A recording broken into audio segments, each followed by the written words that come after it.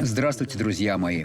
Сегодня мы немного поговорим о Слове Бога из Исаии, главы 48, стиха 20. Послушайте, какие серьезные указания Бог дал своему народу. Они в силе и сегодня. Среди нас есть вавилоняне.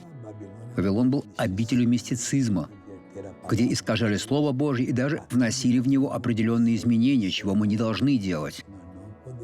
Мы общаемся только с Отцом во имя Иисуса. Все остальное – подмена цели. И лукавый воспользуется этим, чтобы коснуться нас. Бог говорит так: «Выходите из Вавилона, бегите от халдеев. С гласом радости возвещайте и проповедуйте это. Распространяйте эту весть до пределов земли». Вы видите? Два момента. Нам следует выйти и следует возвещать с гласом радости, распространяя эту весть до пределов земли. Говорите: «Господь искупил раба своего Иакова». Иакову больше не нужно страдать. Иакову не нужно больше молиться, кому придется. Он этого не делал. Иаков был святым человеком Божьим. Иаков должен молиться Богу, зная, что Бог ему ответит. Ведь на все наши вопросы уже есть ответы в Святой Библии.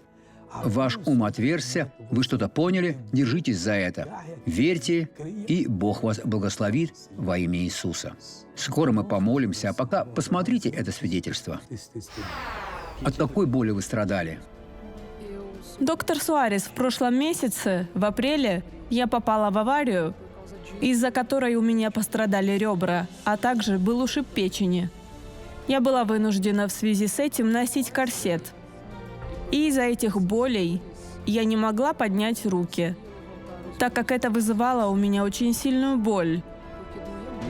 А теперь? А теперь я уже могу поднять руки. Посмотрите. Прославим Бога. Помолимся. Отец, я молюсь за этого человека, благословляю его и приказываю: зло, уйди из этой жизни во имя Иисуса. А вы скажите: аминь. Благослови вас Бог.